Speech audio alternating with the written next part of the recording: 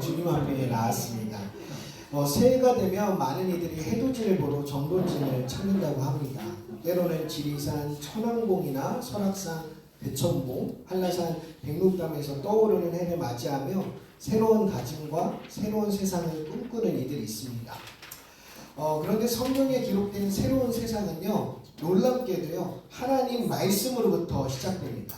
무엇으로부터 시작된다고요? 하나님 말씀입니다. 그래서 창세기 1장 2절에서부터 3절인데요. 우리 같이 한번 읽어보도록 하겠습니다. 시작! 땅이 혼돈하고 공허하며 어둠이 깊음 위에 있고 하나님의 영은 물 위에 움직이고 계셨다. 하나님이 말씀하시기를 빛이 생겨라 하시니 빛이 생겼다. 아멘. 혼돈, 공허, 어둠이 깊은 세상 가운데 하나님이 빛이 있으라 말씀하시는 순간 새로운 공간, 새로운 시간이 시작되었던 것입니다. 2024년 우리의 내면에도 우리가 맺는 다양한 관계 속에도 갈등이 극심한 우리의 사회에도 분쟁의 일상이 된 세계에도 하나님의 말씀의 빛이 환하게 비춰지기를 소망합니다. 그래서 이전에 허망한 욕정을 따라 살던 옛사람은 벗어버리고요, 정리정돈을 다 마치고 우리의 마음이 새롭게 되기를 바랍니다. 하나님의 형상을 따라 참 의로움과 참 거룩함으로 지으신 받은 새 사람으로 살아가는 저와 여러분이 되시길 예수님으로 축복합니다. 오늘 본문이요, 시편 119편 우리가 함께 읽었던 이 본문이 우리 교회와 성도님들 그리고 자녀들이 1년을 살아갈 지도와 나침반으로 삼았으면 좋겠습니다. 세상의 악한 생각들이 우리를 지배하지 못하게 하려면 어떻게 할까요? 하나님의 은혜라는 그 말씀의 길 안에 머물러야 합니다. 그렇기에 당당했던 바울 사도도요, 생애의 비밀을 자신이 그렇게 신앙생활을 잘 해내갈 수 있었던 것, 믿음을 지켜내갈 수 있었던 그 비밀을 말하는데요. 그 비밀을 어떤 표현으로 설명을 하냐면 그리스도 안에라는 말로 설명합니다. 그리스도 안에 있다라는 말은요, 예수님과 긴밀한 관계 속에 산다는 말이죠. 하나님의 은혜에 산다, 말씀 안에 산다라는 것도 같은 뜻일 것입니다. 오늘 본문을 보니까요, 29절이에요. 주님의 증거가 너무 놀라워서 내가 그것을 지킵니다 라고 고백하면서 시인을 시작하고 있습니다. 이 주님의 증거는요, 주님의 말씀, 언약, 계명을 가리킵니다.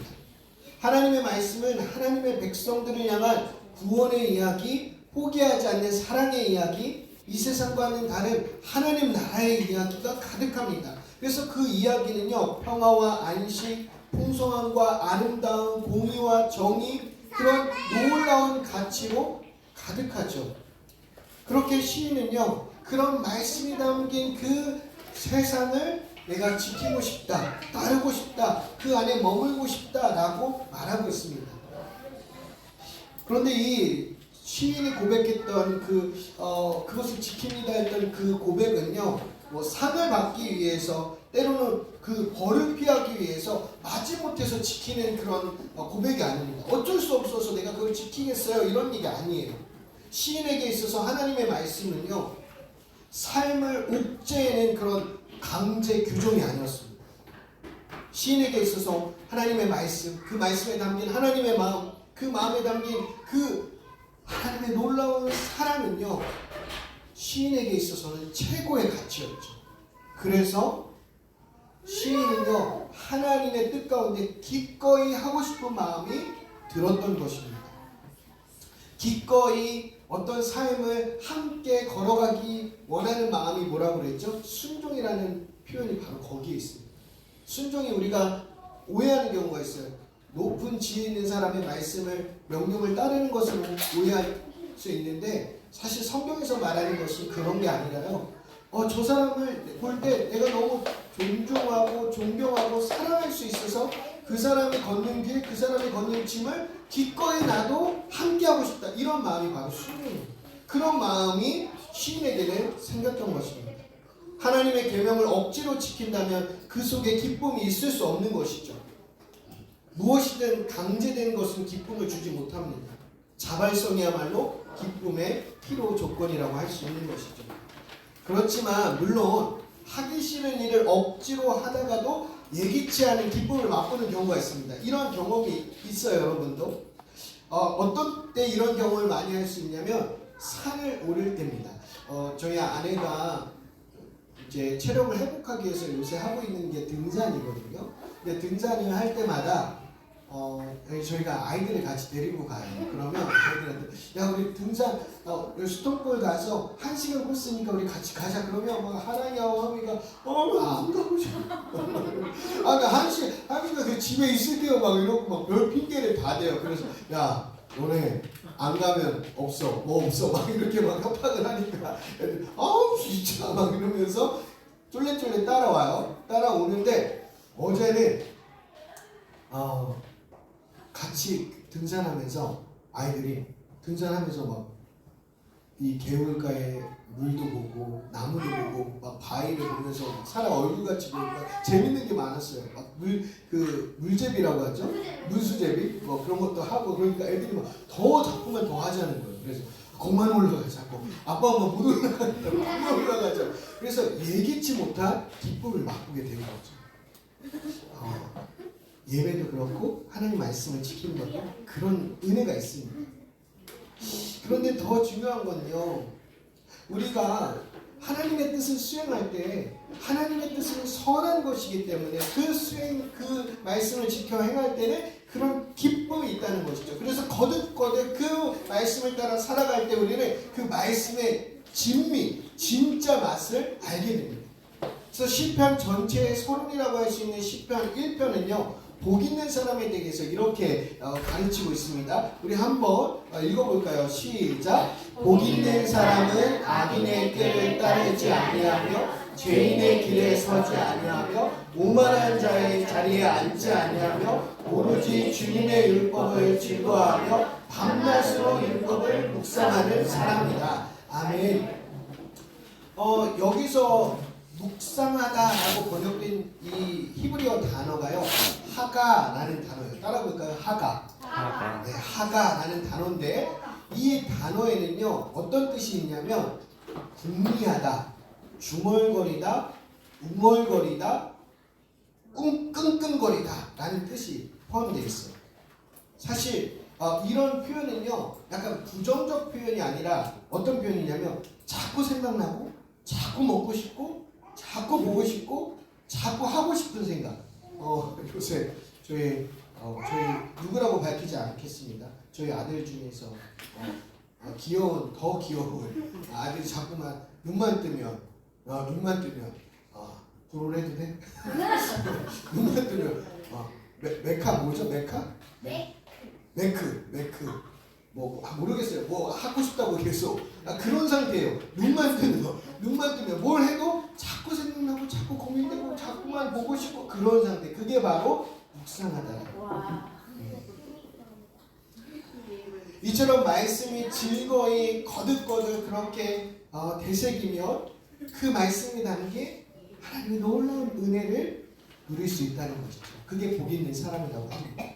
그래서 말씀의 이 진미를 진짜 맛을 맛본 사람은요 언제나 주님의 말씀을 사모하죠. 그래서 오늘 시인도 그렇게 131절에 보면 고백하는데요. 내가 주님의 계명을 사모함으로 입을 벌리고 헐떡거립니다. 갈급하다는 것이죠. 시인의 이런 고백은 절실합니다. 그는 더 이상 세상의 풍조를 따라 살아가는 사람이 아니죠. 욕망의 포로가 되어 살지도 않고 세상 사람들의 칭찬을 구하지도 않습니다. 소망이 있다면 오직 하나님의 얼굴을 뵙는 것입니다. 주님의 이름을 사랑하는 사람에게 하시듯 주님의 얼굴을 내게 돌리셔서 나에게 은혜를 베풀어 주십시오라고 고백하는 것이 그 유일한 소망이었던 것이죠. 이처럼 말씀의 그 은혜, 말씀의 빛이 소중한 까닭이 무엇일까요?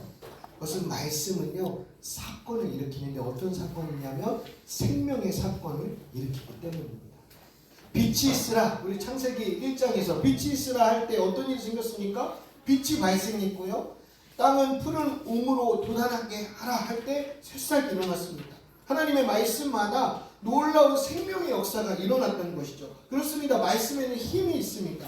그래서 시인은요, 주님의 말씀을 열면 거기에는 빛이 비치어 우둔한 사람도 깨닫게 합니다 라고 그 생명의 빛 대신 그 말씀이 어떤 역할을 하는지에 대해서 고백합니다.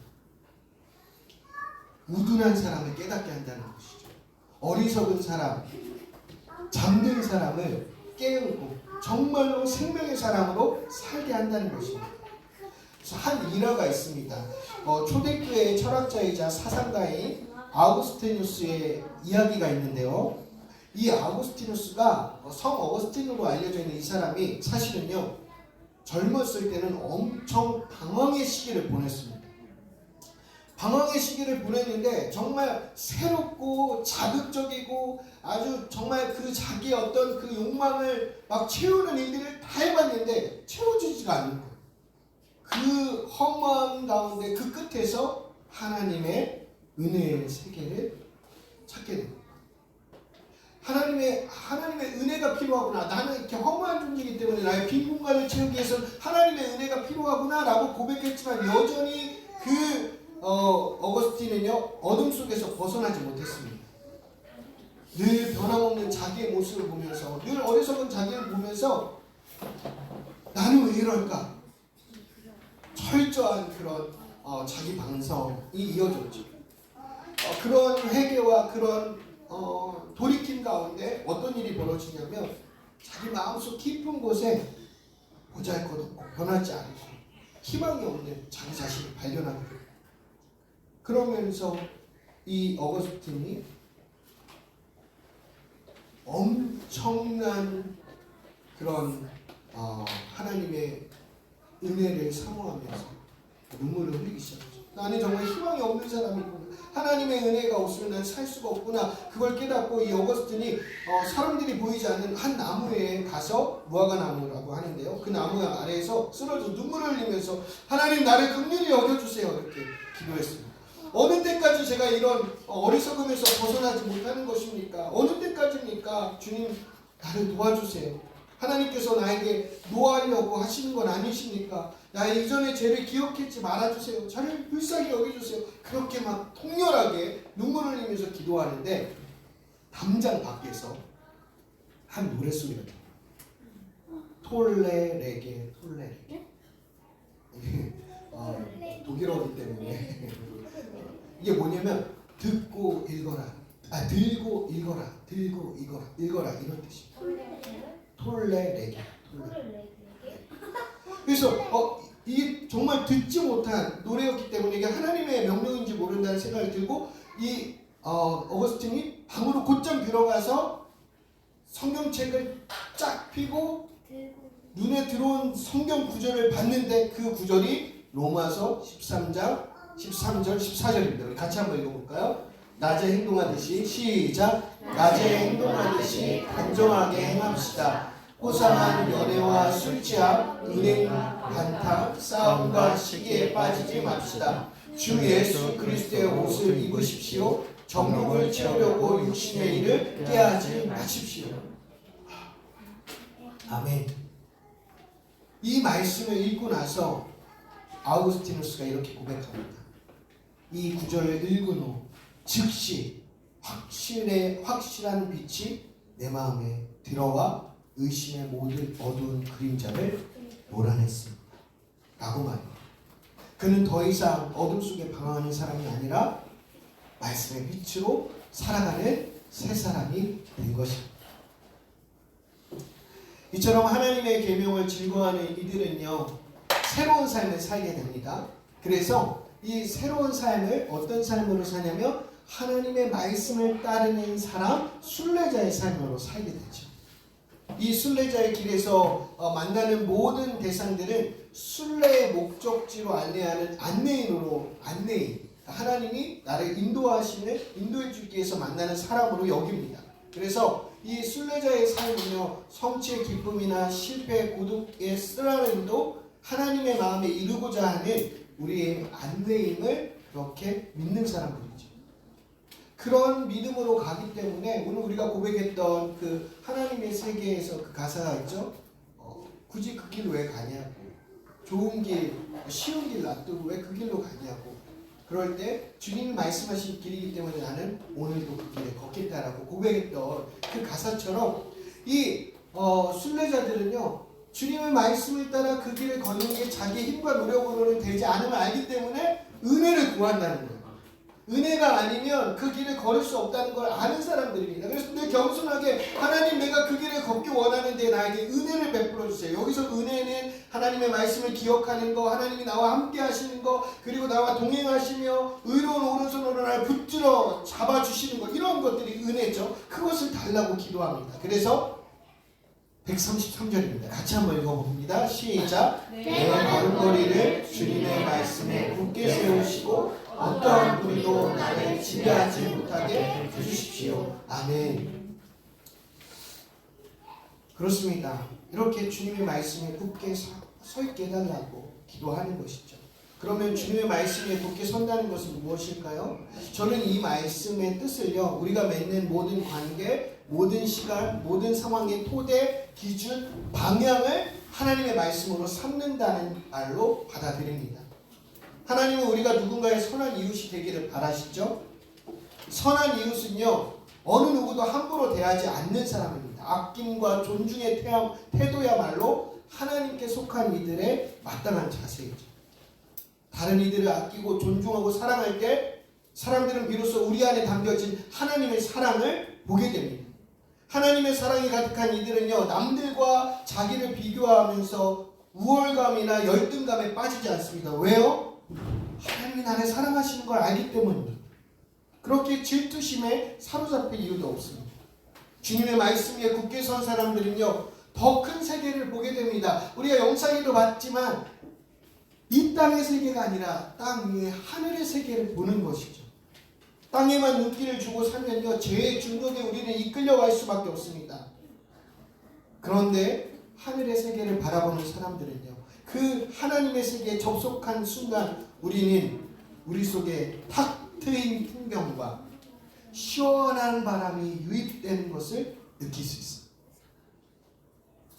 이런 자유의 경험을 아는 사람들은요, 사소한 그런 이해관계에 붙들리지 않습니다.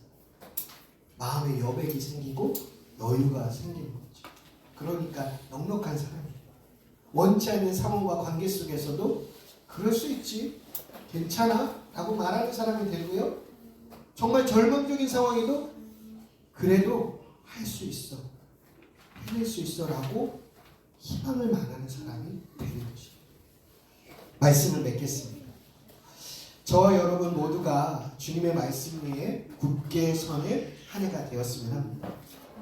세상에 존재하는 모든 것을 아끼고 존중하는 것을 넘어 사랑으로 돌보는 것이야말로 우리에게 주어진 소명입니다. 시인은요, 주님의 법을 지키지 않는 이들에 대한 분노와 슬픔을 또 보여주고 있습니다. 분노할 땐 분노해야죠. 그러나 늘 분노만 할 수 있으면 안 됩니다. 우리가 살고 싶은 세상을 지금 여기서 시작해야 하는 것이죠. 살벌한 전쟁이 벌어지고 있던 시대에 이리와 어린 양이 함께 살고 표범이 새끼 염소와 함께 눕는 세상을 꿈꾸었던 이사야처럼, 그리고 정의를 뿌려 사랑의 열매를 거두는 세상을 꿈꾸었던 호세아처럼 우리도 불만에서 머무는 것이 아니라 희망을 꿈꾸며 살아가는 사람들이 되어야 합니다. 그런데 중요한 게 있어요. 꿈이 몽상이 되지 않으려면, 꿈으로 끝나지 않으려면 지금 그 꿈을 우리의 삶을 통해서 작은 것이라도 실천하는 삶이 중요합니다. 제가 최근에 제 친구들을 또 만났어요. 고등학교 때 친구들. 그 친구 지난번에 이렇게 만났는데, 너가 뭐 예수님 믿으라는 건 다 좋은데 교회만 오라는 것만 하지 말라고 했던 그 친구. 근데 그 친구가 또 다른 친구를 불러서 이번에 셋이 만났어요. 셋이 만났는데 그 친구 중에 한 친구는, 그러니까 교회만 오지 말라고 했던 친구는 그 항해사를 한 친구고, 다른 한 친구는 그 이제 레저 스포츠, 특별히 이제 이런 해양 스포츠라는 친구예요. 그 친구 필리핀에서 오랫동안 있었어요. 네, 필리핀에서 오랫동안 있었는데 신앙생활을 하는 친구인데, 왜냐면 그 친구 아버지가 목사님이세요. 목사님이신데 그 친구가 필리핀에서 그 어쨌든 해양 스포츠 업종에 일을 하면서 한인교회를 다녔는데 그 교회 그 많은 사람들이 이렇게 놀러 온대요. 놀러 오면서 예배를 드리는데 예배를 드릴 때 그 부모님들이 아이한테 이렇게 인사를 시키는데 부모님은 인사를 안 하는 거예요. 그래서 그 한 장로님이 그 제 친구한테 아니 애들은 인사하고 자기는 인사를 안 하고 자기나 인사 잘하지 이런 말을 했다는 거예요. 아주 작은 거지만 정말로 우리가 남을 환영하고 함께하는 거를 아이부터 시작하는 게 아니라 자기 자신부터 시작한다는 거를 보여주는 하나의 재미있는 이야기였습니다. 그렇습니다. 여러분 작은 거지만 우리부터 시작해야 하는 것이죠. 그럴 때 우리는요 하나님의 나라를 이뤄갈 수 있습니다. 하나님이 우리를 공동체로 불러주신 것은요 그렇게 작지만 큰 물결을 일으키라고 우리를 불러주셨습니다. 그렇게 우리는 홀로가 아닙니다.